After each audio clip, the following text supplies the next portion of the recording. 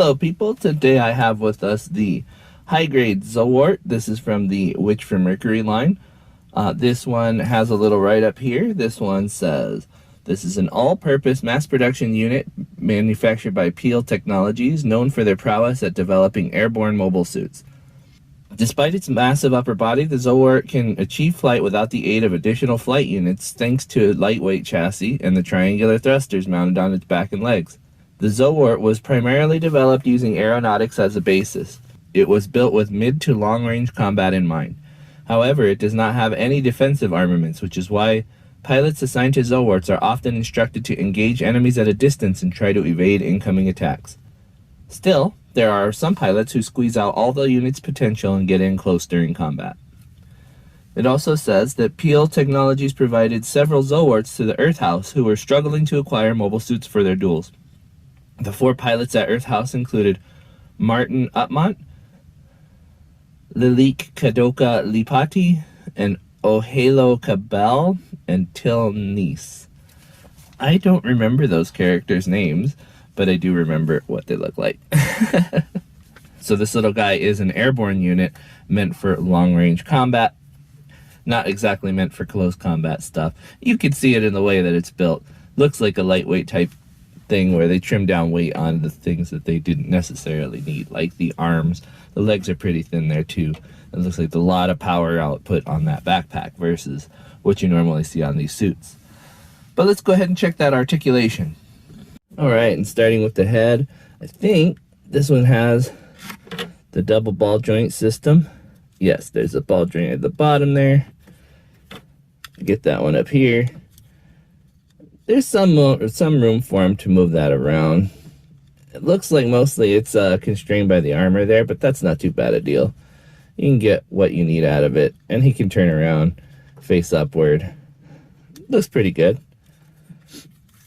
We go to the back, and it has little pegs for 3mm with these triangular thrusters, it said. There's lots of them on this system. You can see down here on the legs. Ball joint in the body. The articulation on this one is pretty limited. I think you can pull it out, but mostly it wants to stay in. I think it's actually to be pushed in, not out. But usually, yeah, you can come out just a bit with that one.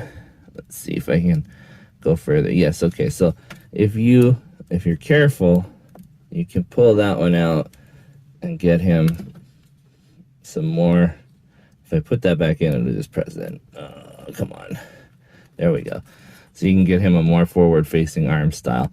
Not a lot there, though. The ball joint's going to do most of the heavy lifting. But it's a nice tight fit.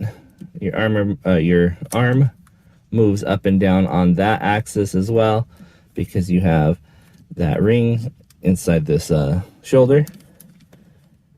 Peg into the arm lets you move that guy all the way around. Single joint on the elbow, and ball joint at the wrist. Your waist, I think, if I recall correctly, there's a ball joint up in the top here, so it lets you move that one up and down and around. And then it's just a peg on the bottom, so you can rotate that one. Yeah, just a peg on the bottom there. And it actually looks like the legs, the hips here, prevent you from rotating it all the way around, but it can be done. Just push it back down when you're done. These ones are pegged in with a substantial style peg here. No drop down on those, but it doesn't really need it. You get full range of motion on that one. You get rotation right here. You get an outward motion right here. You get a lot of articulation out of those legs if you plan ahead. So it only goes out to about that far, not a complete flat line there. That's okay. And then you have, surprisingly, only one joint at the knee, but it does have a pretty substantial range, as you see here.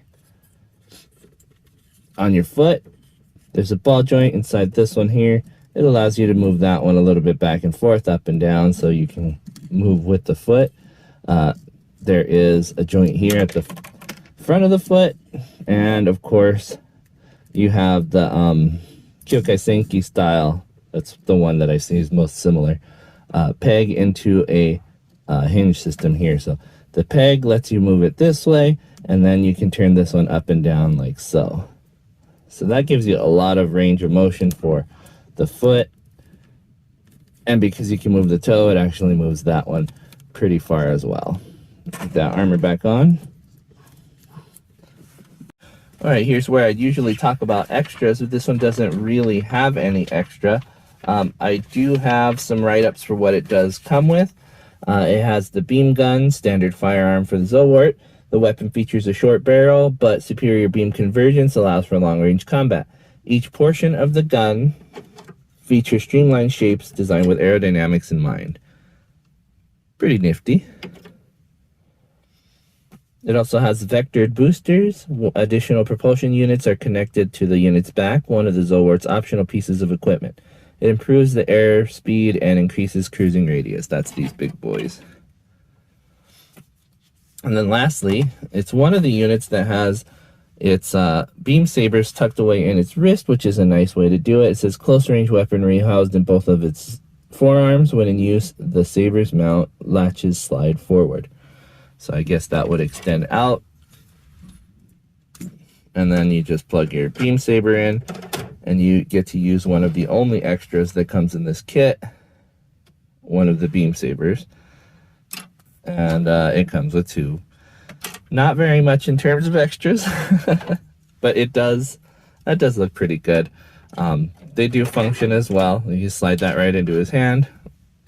No problem there.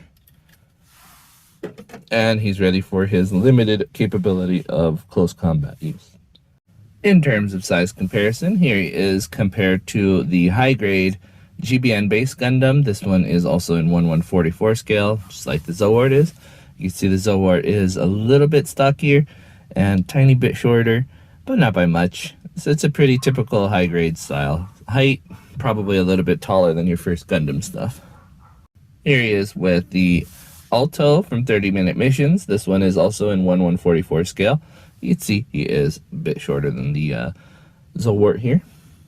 Here he is with the 1/100 scale frame arms Jinrai. This one's the opposite form of what he is. He's meant for close combat and doesn't have any ranged capabilities at all from the factory.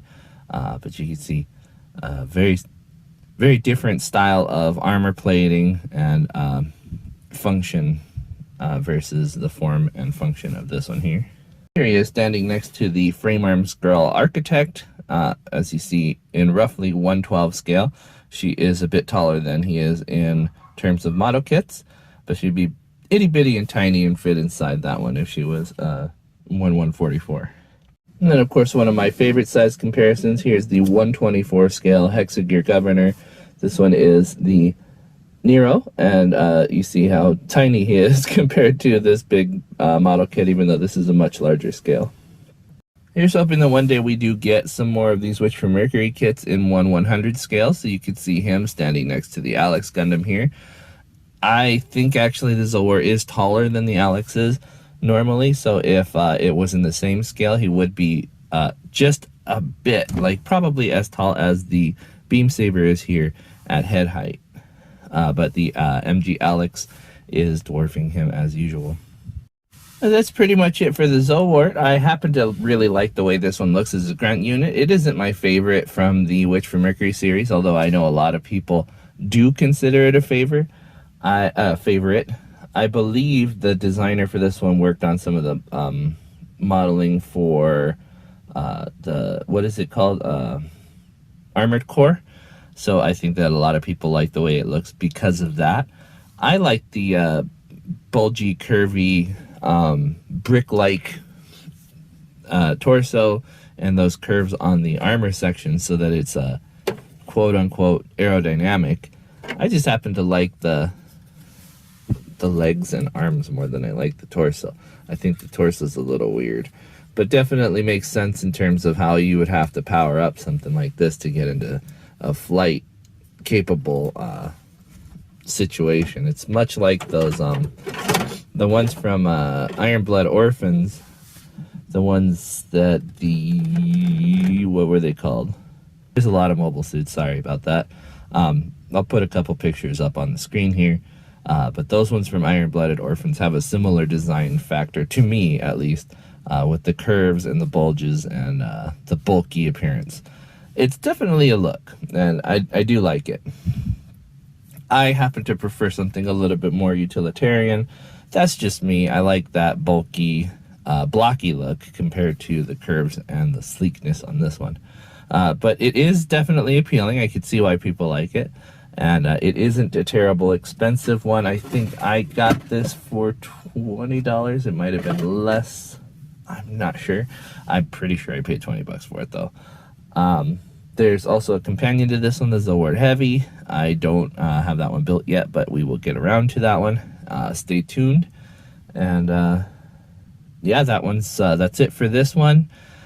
So as far as recommendation, I couldn't give it either way. Like, it's not bad, it's not terrible.